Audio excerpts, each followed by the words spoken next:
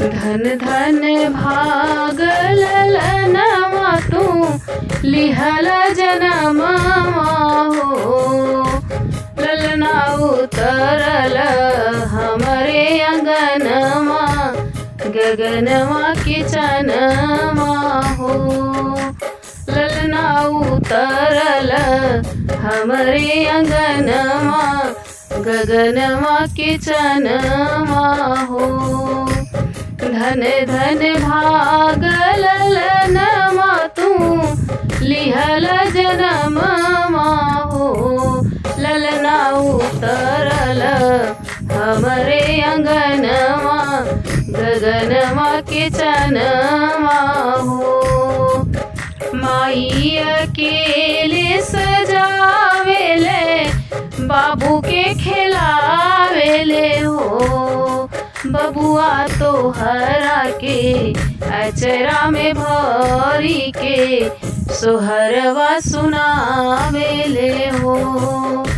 माई अकेले सजावेले बाबू के खिलावेले हो।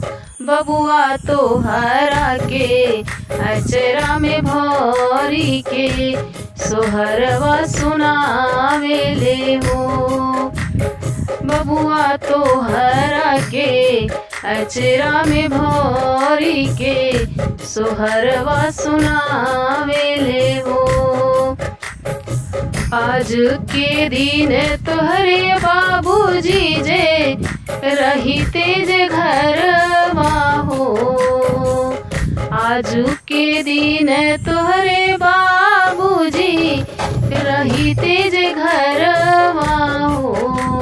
ललना बनी जैते सरग जैसन घरवा घर संसारवा हो।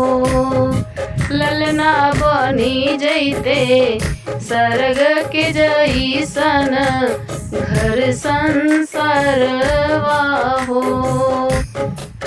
आजू के दिनवा न जाने कहेला काहे मनवा हो। आजू के दिनवा न जाने कहेला काहे मनवा हो। अपना गोदिया में लेके खिलाई हम अपना ललनवा हो। अपना गोदिया में लेके खिलाई हम अपन ललनवा हो। अंगना में उतरल हुई गगनवा के चनवा हो। अंगना में उतरल हुई गगनवा के चनवा हो।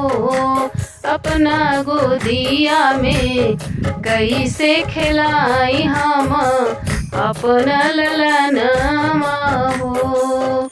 अपना गोदिया में कैसे खिलाई हम अपना ललनवा हो।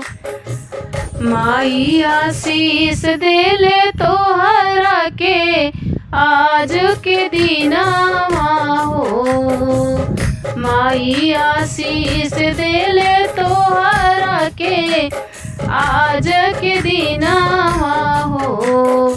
ललना बड़ होके करिहा उजागर कुल के नामवा हो।